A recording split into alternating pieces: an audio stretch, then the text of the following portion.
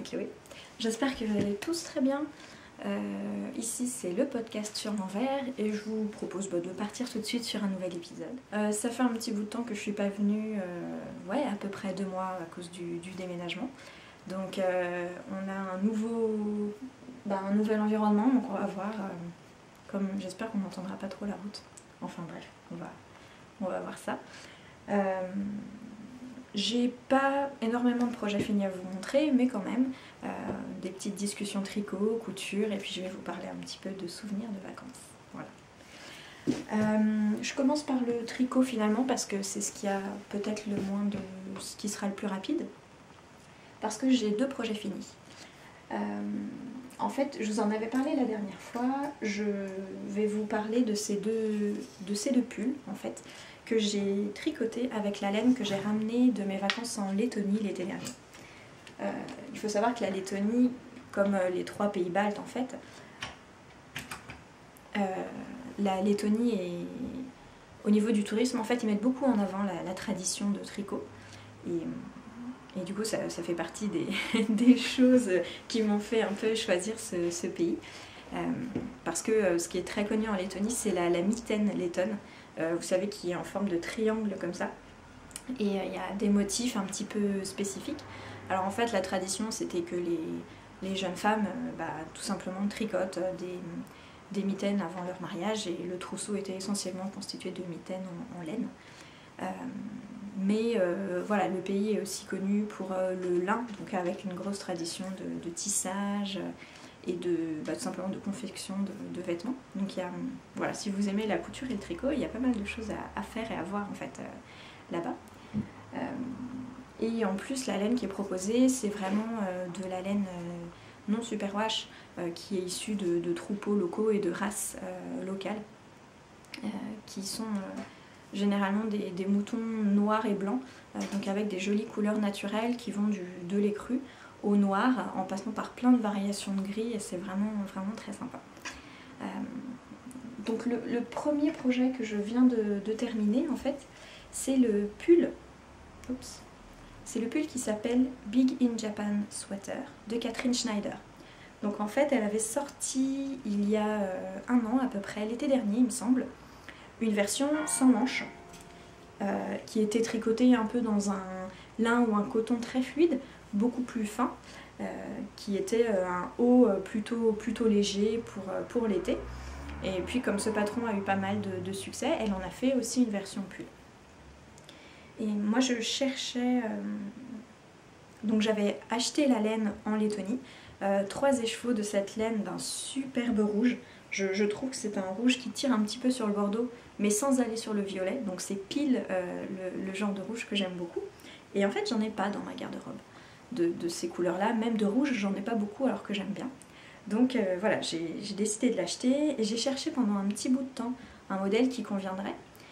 Et celui-là je l'aime bien parce qu'il est un petit peu boxy, mais pas trop. Et il utilise finalement 3 écheveaux de 300, je crois que c'est 350 mètres au 100 grammes, donc c'est un petit peu plus épais qu'une fingering, mais un peu plus fin qu'une sport. Donc voilà, j'avais du mal à trouver quelque chose qui allait, et je trouve que ce modèle va très bien avec la laine. Donc c'est un pull assez simple où on fait quelques rangs raccourcis pour créer l'encolure et le dos. Et puis après, on a ces mailles glissées tout simplement qui vont partir en diagonale sur le corps. Et les manches, elles sont tout simplement en jersey. Hein. Voilà, il n'y a pas de difficulté particulière. Si ce n'est de ne pas louper, bien sûr, le rang, tout simplement de faire partir la maille glissée en diagonale, ce que j'ai oublié plusieurs fois. Donc on voit par exemple là, hop, en plein milieu du devant, à moins que ce soit une maille tirée par le chat qui a dormi sur le pull. Il me semble peut-être que c'est à l'arrière que j'ai fait plus de fautes. Enfin bref, vu que j'arrive pas vraiment à les retrouver, c'est que ça ne doit pas beaucoup se voir. Mais c'est un pull, bon, j'ai fini de le tricoter il y a 3 semaines, hein, donc il fait déjà chaud.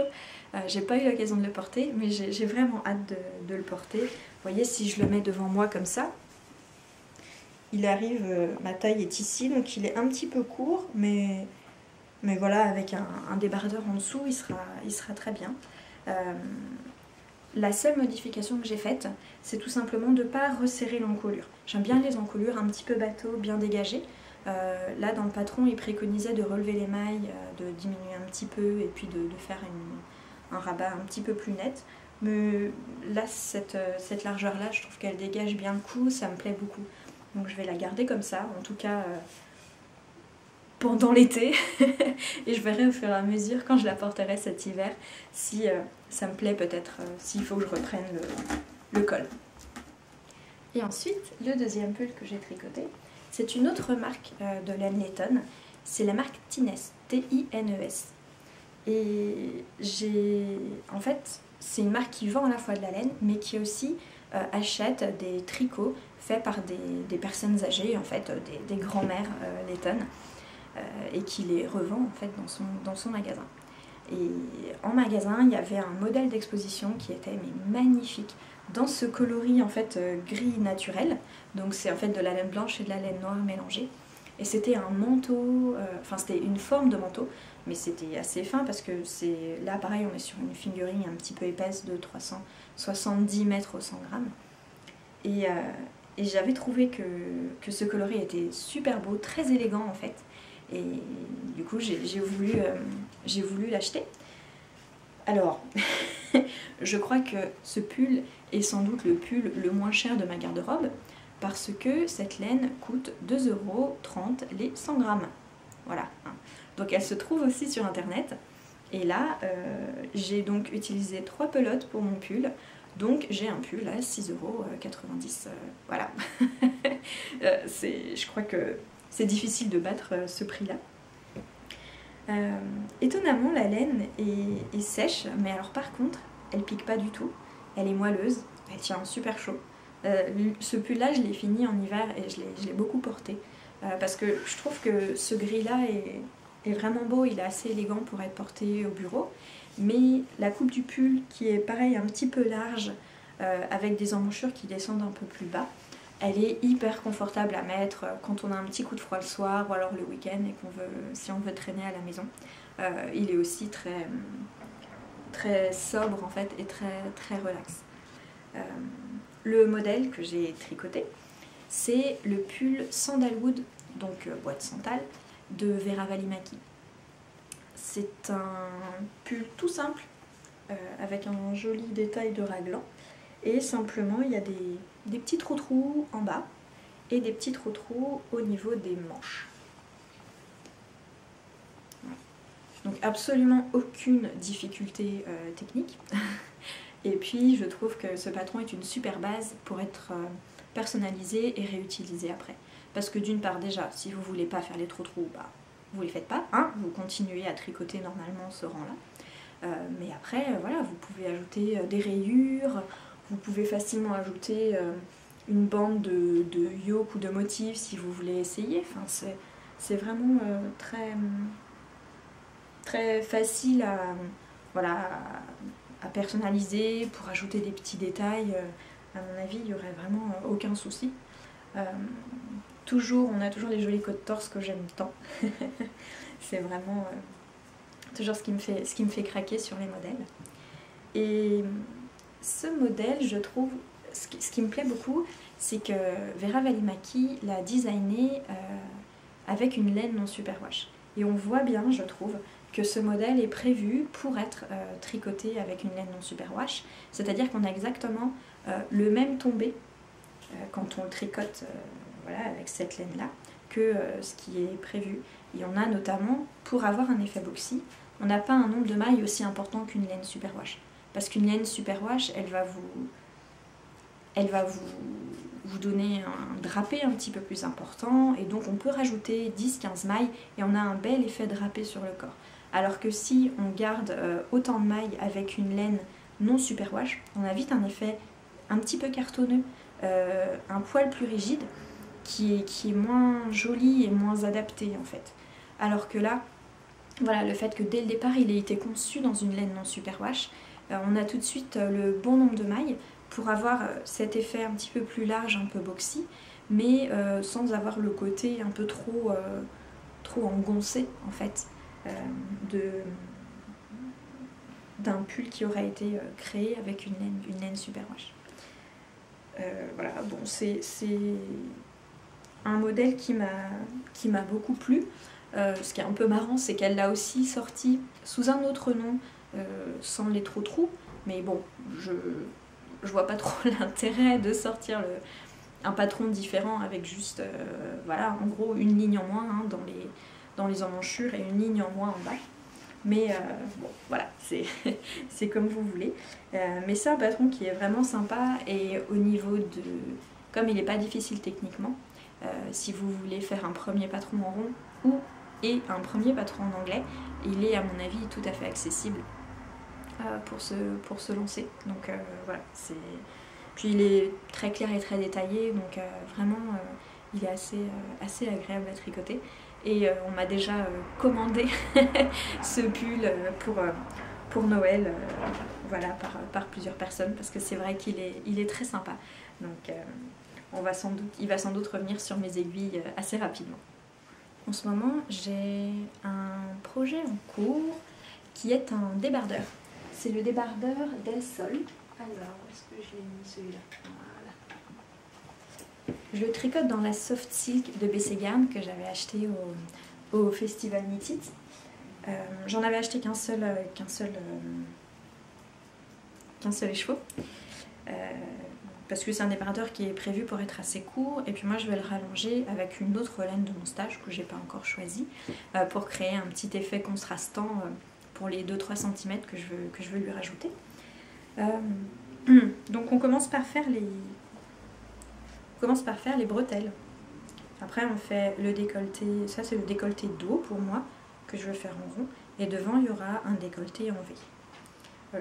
Voilà, c'est un pull qui est un débardeur pardon, qui est simple à tricoter, mais par contre j'ai beaucoup aimé faire les bretelles parce que c'est une technique que j'avais jamais essayée. C'est la technique du, alors je sais pas si ça a de nom en français, c'est le double knitting, le double tricot, où en fait on tricote 2 épaisseurs de tricot en même temps.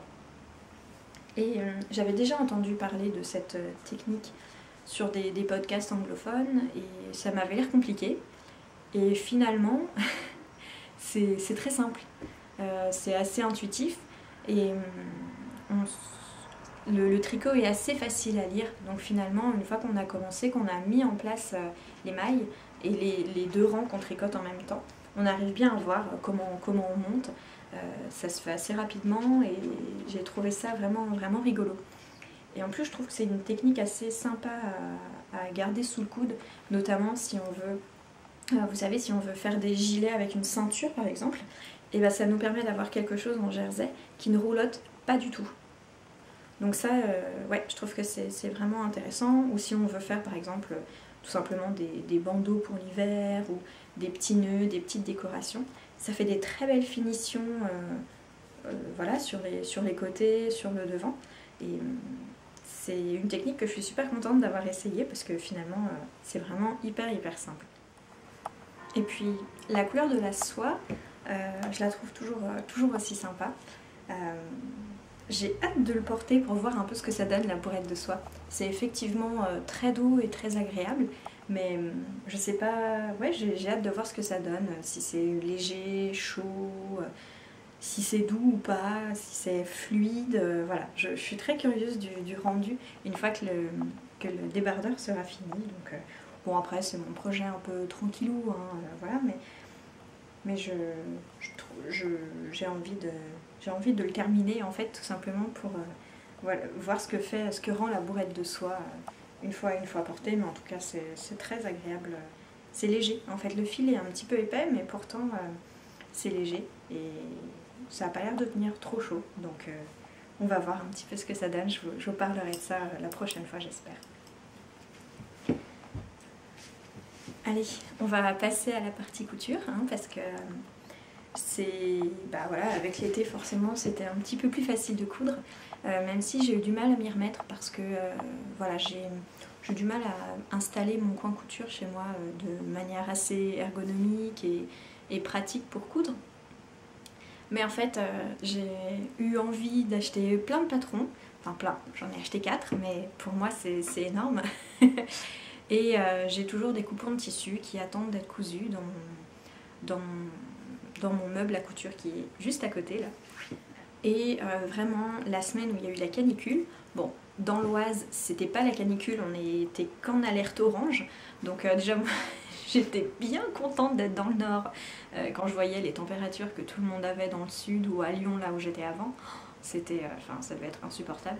Mais ouais, moi dans l'Oise il faisait pas trop chaud et en plus j'habite dans un village dans la forêt, donc c'est vrai que le matin on avait frais, donc c'est vrai, donc c'est très agréable parce que même s'il faisait chaud en journée, on pouvait toujours aérer le matin et on démarrait à la fraîche, c'était vraiment sympa. Mais voilà, cette chaleur m'a donné des envies de couture, de petits hauts un petit peu légers, parce que finalement j'en ai pas tant que ça.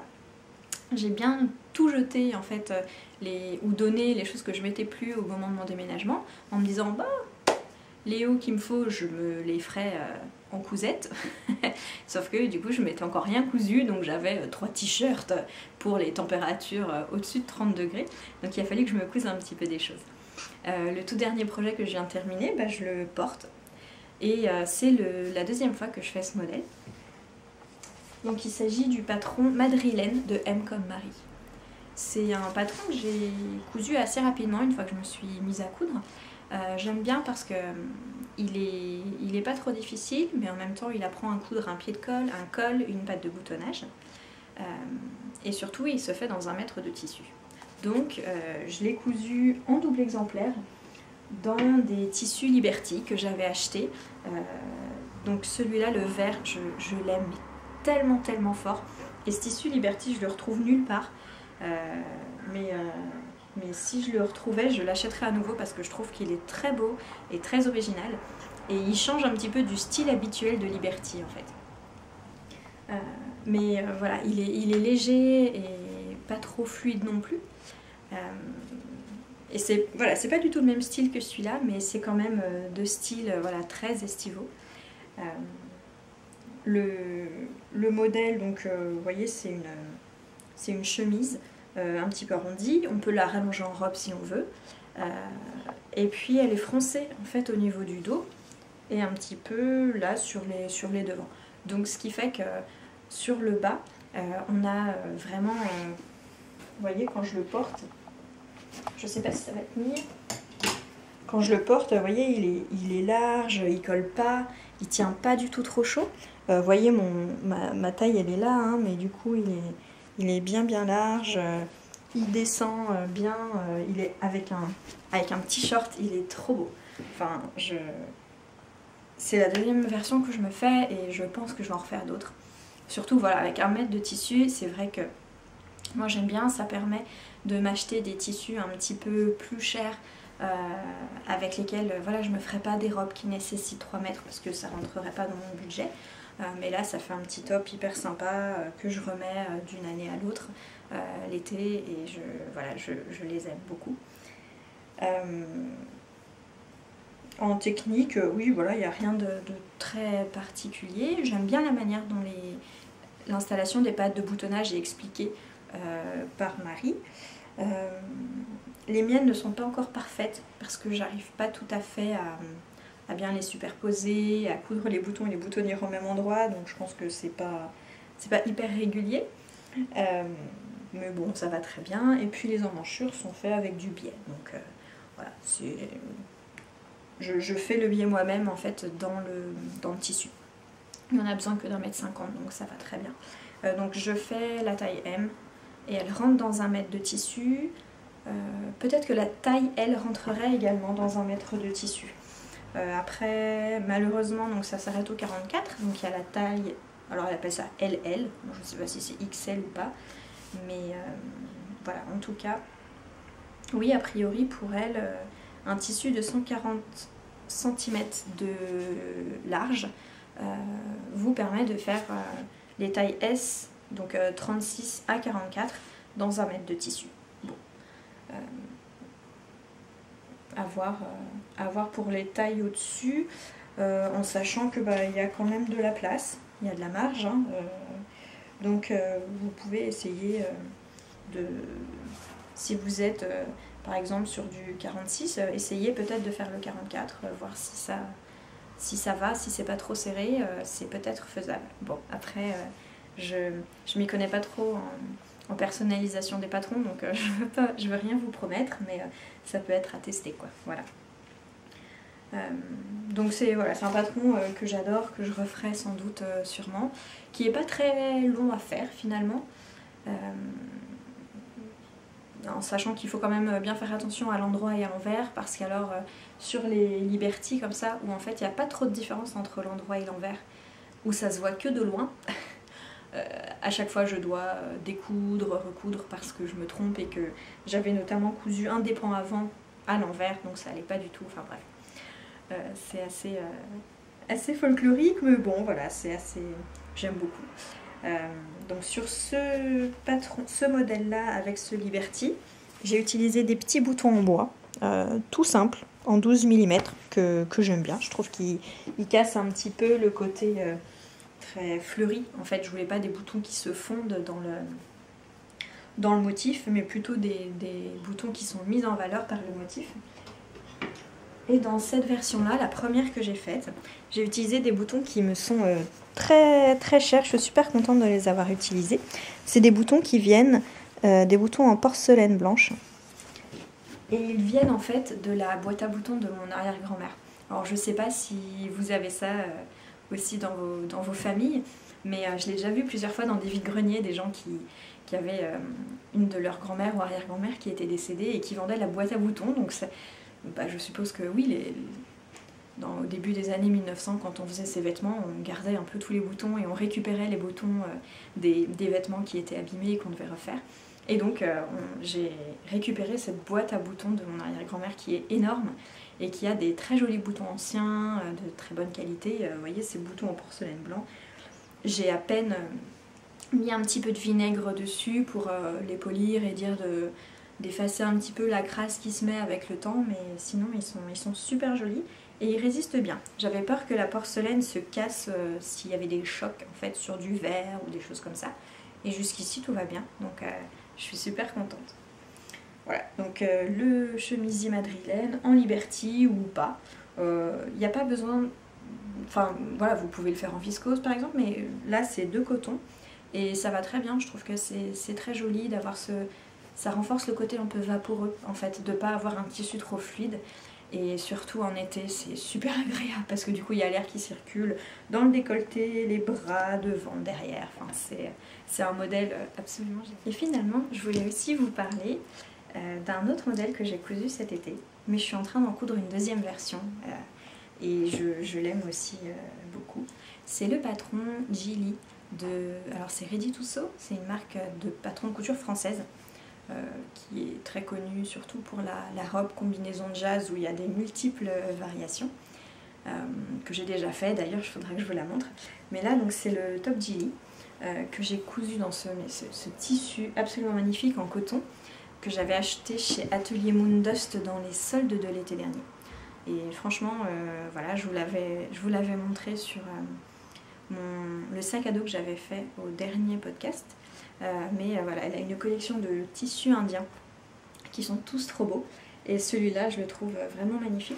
Alors, il y a des poils de chat, hein, parce que bien sûr, mon chat aime se coucher sur mes vêtements. Mais voilà, il est de très bonne qualité et on voit bien les fils ne rebiquent pas, ou quasiment pas, même après plusieurs portées, plusieurs lavages. Ce top, je l'avais cousu l'été dernier, donc vous voyez, il a quand même été porté de manière très intensive et il va super bien. Donc c'est un haut avec une bande ici qui est doublée. On a des bandes de propreté, des doublures à l'intérieur, sur le col en V un petit peu, et puis au niveau des emmanchures. C'est cousu avec la technique du burrito qui est bien expliquée. C'est un petit peu, faut y aller doucement, mais c'est pas compliqué techniquement si on s'applique bien. Et en bas il y a deux versions, donc soit il y a la version avec le nœud, qui est celle que j'ai choisie cette fois-ci, qui est jolie mais qui resserre un tout petit peu à la taille. Donc si vous avez des hanches beaucoup plus larges, faites attention de ne pas le faire trop long, sinon du coup vous n'aurez pas forcément l'effet escompté. Mais par contre, il y a aussi la version sans le nœud, simplement droite, que je vous montrerai la prochaine fois que j'ai réalisé aussi. Et elle, pareil, elle est très sympa parce que ça s'évase un tout petit peu plus, du coup, sans le nœud. Et c'est très léger et très frais pour l'été. Si vous le faites avec des tissus voilà, naturels, donc celui-là c'est en coton, mais l'autre version que je vous montrerai, je l'ai faite en coton et lin et c'est vraiment très, très agréable pour l'été. Voilà, c'est pareil, un patron qui se coud vite, qui se fait facilement en cadeau, qui je trouve est très flatteur sur toutes les morphologies. J'ai regardé, parce qu'au début j'hésitais à coudre la partie avec le nœud, et j'ai regardé plein d'exemples sur Instagram et on voit qu'il y a plein de femmes différentes qui l'ont réalisé et je trouve que ça rend toujours très bien. La longueur est très bien calculée et je trouve que ça descend pas trop, mais c'est juste assez long. Alors après, moi je suis petite, donc faites attention si vous êtes grand, peut-être que ça sera un peu trop court pour vous, mais alors pour moi 1m55, la longueur est parfaite. Puis pareil, c'est une cousette que je trouve aussi très bien pour les cadeaux, parce que voilà, un style sobre qu'on peut coudre voilà, avec des tissus un peu funky ou au contraire des tissus un petit peu plus neutres pour aller avec tous les styles.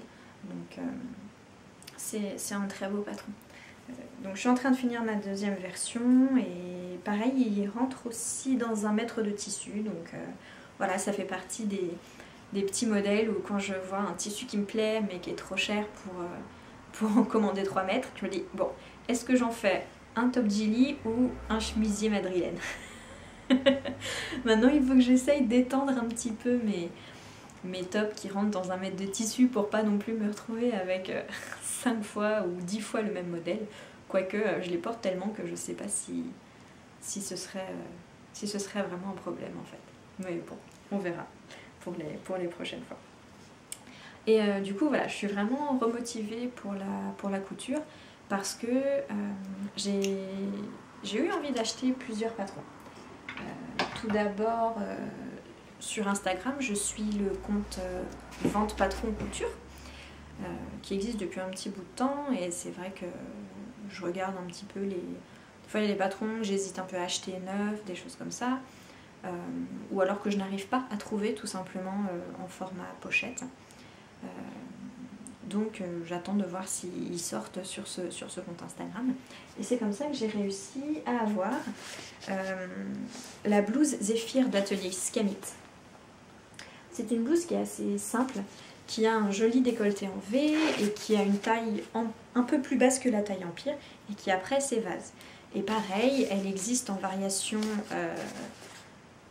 top, c'est-à-dire blouse, ou alors en robe.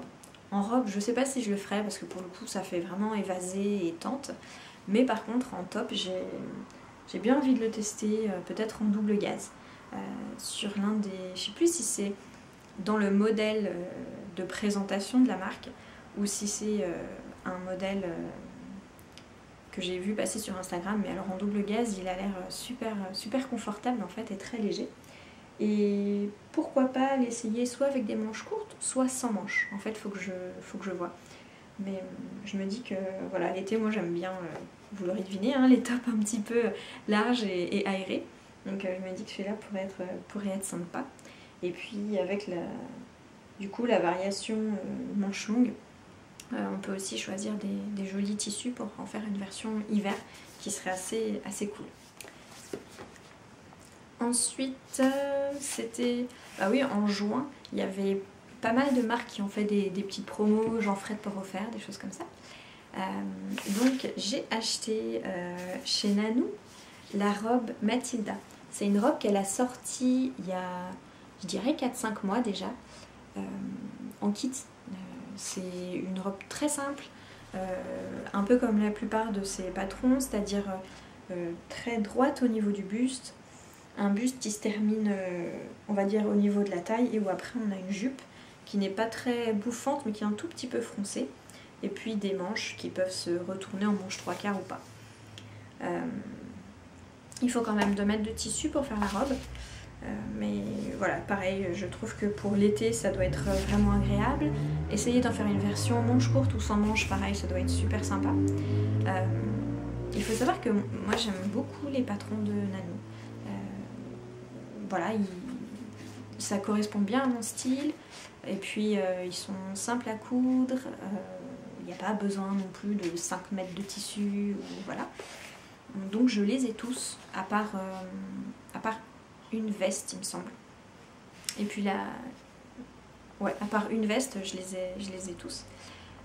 J'ai la jupe Bibiana que j'ai faite, faudra que je vous en parle un de ces jours, peut-être la prochaine fois.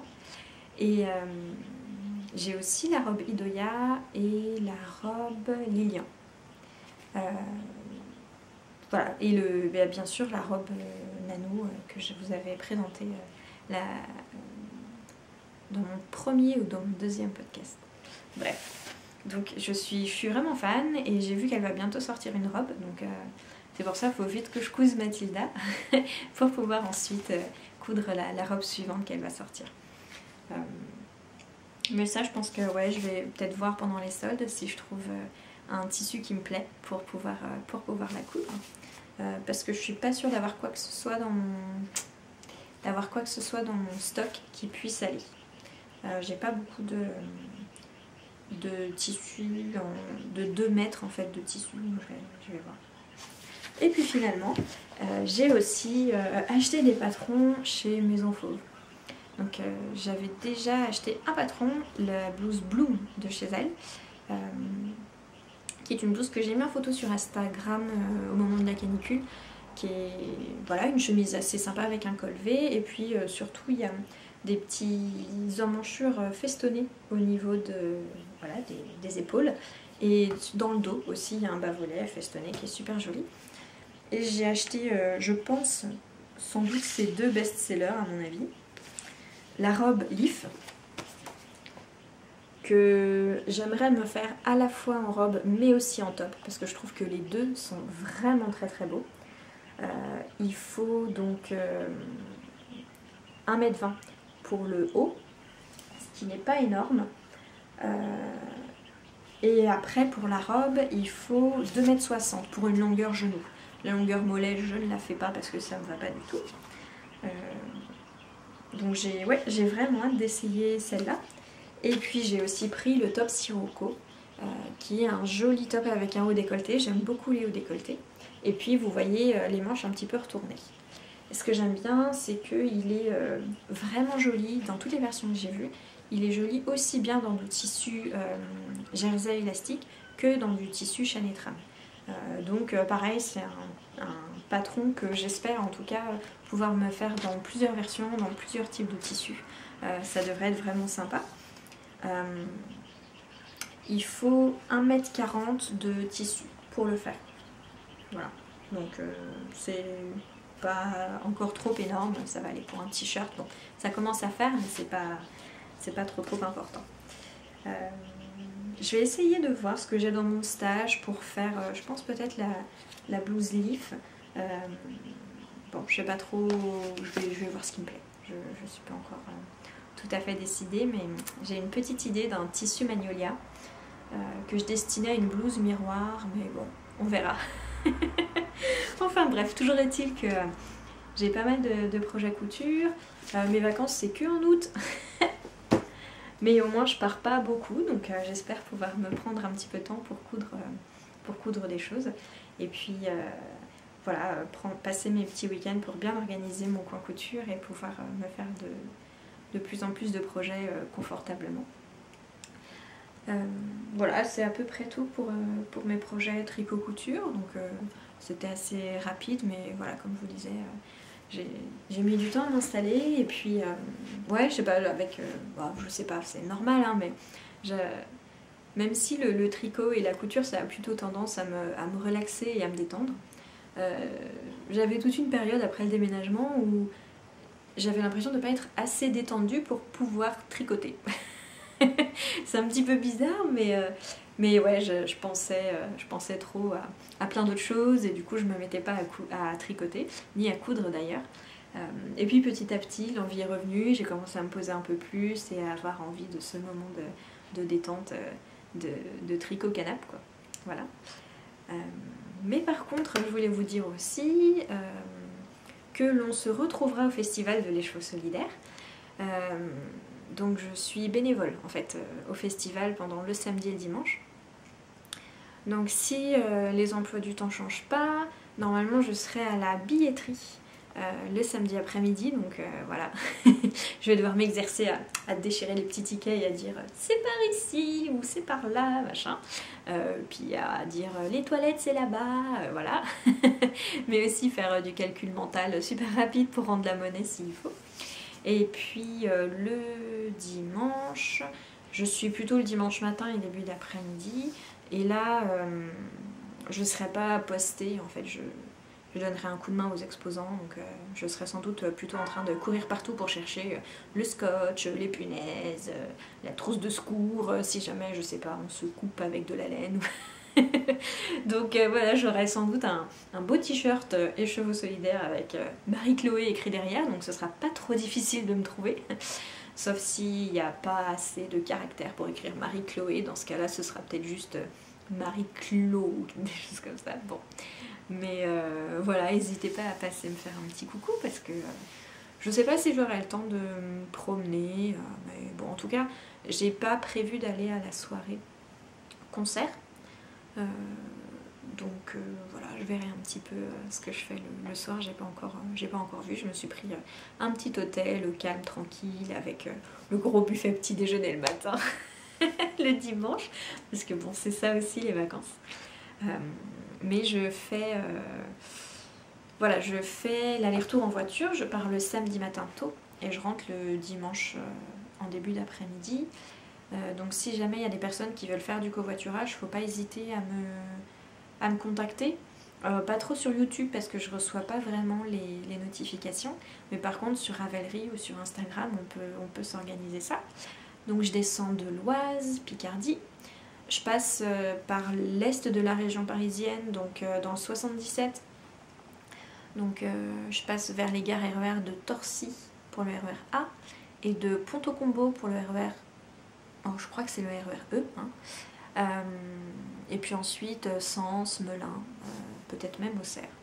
Donc si vous voulez qu'on fasse un petit bout de route ensemble, il n'y a pas de souci, au contraire, moi je serais contente et puis ça permettrait aussi de partager les frais. Et ma Twingo, elle est un peu vieille, hein, de l'extérieur, c'est une Twingo quoi. Mais par contre, elle a la clim, donc même s'il fait super chaud, on sera tranquille au frais dans la voiture sur l'autoroute, mais même s'il y a des bouchons, j'espère vraiment qu'il n'y aura pas trop de bouchons en retour, mais bon bref, on va pas s'occuper de ça pour le moment. En tout cas, moi je suis trop contente d'être bénévole au festival, parce que du coup, ça me permet de voir un peu l'envers du décor, mais bon, je suis pas exposante, hein, donc mais voilà, de filer un petit coup de main aussi pour cette cause, donc ouais, je suis vraiment impatiente. Désolée, j'ai eu un petit souci de batterie, je reviens juste pour vous dire au revoir parce que voilà, je voulais vous dire merci d'être resté jusqu'au bout. J'espère qu'on pourra se voir à l'Écheveau solidaire, mais sinon on se verra dans le prochain épisode de podcast ou dans les commentaires. Voilà, merci aux nouvelles personnes qui sont abonnées, il y en a eu pas mal qui sont arrivées ces derniers mois, donc moi je suis contente, c'est cool, ça fait encore plus de copains-copines pour discuter tricot. Mais voilà, donc en tout cas merci d'être là, d'être arrivé jusqu'ici, et puis je vous dis à très bientôt en vrai ou sur internet. Salut.